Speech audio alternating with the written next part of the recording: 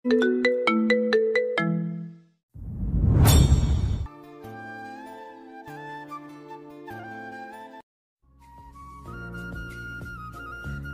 হাঁটছিলাম তো ঠিকঠাক, মাথা ঘুরে গেল, পড়ে গেলাম।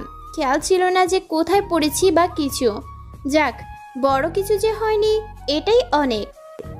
ফারহান এতক্ষণ চুপ করে বসে বসে অয়ন্তিতার মিথ্যা কথা গিলছিল, কিন্তু ব্যাঘাত ঘটল নার্স ম্যাডামের কথায়। খুব ক্যারিং হাজবেন্ড আপনি, বউকে নিয়ে ছুটে চলে এলেন। জি। ফারহান এতটাই অবাক হয় যে যেন সে কোনো অদ্ভুত কিছু শুনেছে। অয়ন্তিতা নিজেও একটু অবাক হয় নার্সের কথা শুনে।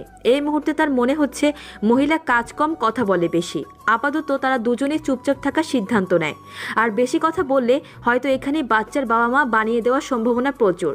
ফারহান ভাবছে যত দ্রুত এখান থেকে বের হওয়া যায়। অয়ন্তিতারও একই ভাবনা, কখন বের হবে এখান থেকে। 10 দিনের মেডিসিন কিনে ফারহান অয়ন্তিতাকে নিয়ে তার বাড়ির দিকে রওনা হয়। গাড়িতে দুজনেই চুপচাপ। ফারহান বার কয়েক অয়ন্তিতার হাতটা খেয়াল করলো। হাতটা ব্যান্ডেজ করে রাখা হয়েছে। প্রশ্ন করা উচিত হবে কিনা ভেবে ভেবে প্রশ্ন করে ফারহান। আপনি তখন মিথ্যে বললেন কেন? কখন? যখন নার্স আপনাকে প্রশ্ন করলো আপনি ব্যথা কিভাবে পেয়েছেন। ও বলুন, মিথ্যে কেন বললেন? সব জায়গায় সব সত্য বলতে হয় না। মিথ্যে বলারও কারণ ছিল না, কারণ আমি তো আর আপনাকে ইচ্ছে করে ব্যথা দিইনি, তাই না? ইট ওয়াজ জাস্ট অ্যান অ্যাক্সিডেন্ট। অয়ন্তিতার কথা বলতে ভালো লাগছে না। এই মুহূর্তে তার ঘুমোতে ইচ্ছে করছে।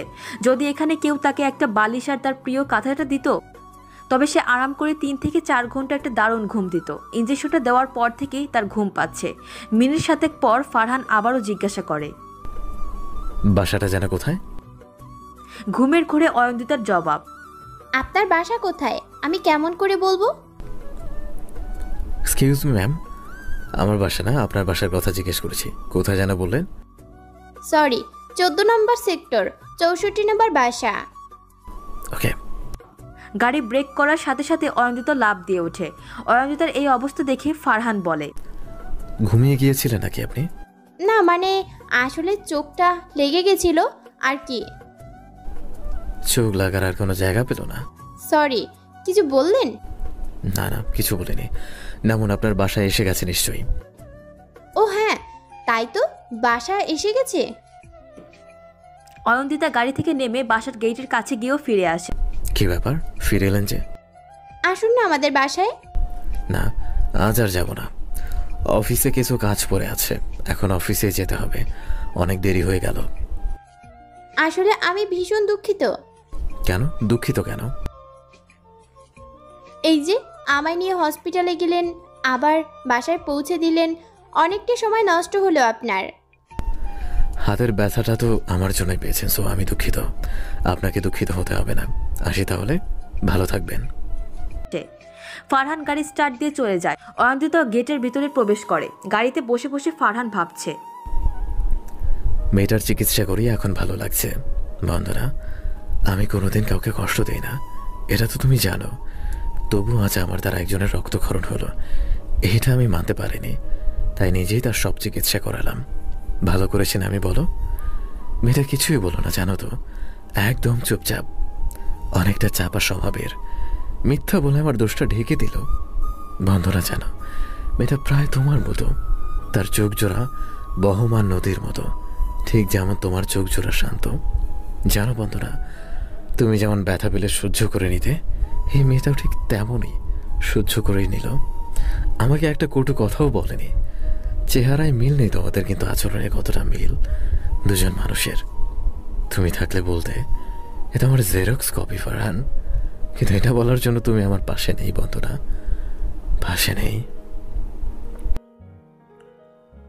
রাত 9টা। আয়েশা বেগম অয়ন্তিতার কপালে জলপট্টি দিচ্ছেন। সিনিয়র নার্সের কথা ফলে গেছে। শরীর কাঁপিয়ে জ্বর চলে এসেছে অয়ন্তিতার। ব্যথার ইঞ্জেকশনের সুয়ের কারণে এই জ্বর। খায়রুল সাহেব যেন অস্থির হয়ে গেছেন ভাগ্নির জ্বর দেখে। এতিম মেয়েটার কিছু হলে আর কারো জ্বলুক কিনা জ্বলুক, তার জ্বলে, ভীষণ জ্বলে। দুপুরবেলা ব্যান্ডেজ করা হাত নিয়ে বাসায় আসা মাত্রই আয়েশা বেগম ব্যস্ত হয়ে পড়েন। কিভাবে হয়েছে, কখন হয়েছে, কোথায় হয়েছে, ব্যথা বেশি কিনা জিজ্ঞাসা করে করে অয়ন্তিতাকে পাগল করে ফেলেছেন। অয়ন্তিতা যখন বলল তার ভীষণ ঘুম পাচ্ছে তখনই আয়েশা বেগম প্লেটে ভাত এনে নিজ হাতে খাইয়ে মেডিসিন খাইয়ে দেন। দুপুর 3টা থেকে সন্ধ্যা 7টা পর্যন্ত অয়ন্তিতা ঘুমিয়েছে। অন্যান্য দিন নামাজের জন্য তাকে বলতে হয় না। আজ কয়েকবার ডাকার পরেও সে ঘুম থেকে সজাগ হয়নি। 8:30টার দিকে জ্বর শুরু। আয়েশা বেগম খেয়াল করছেন অয়ন্তিতা কাঁদছে, কিন্তু কোনো শব্দ হচ্ছে না।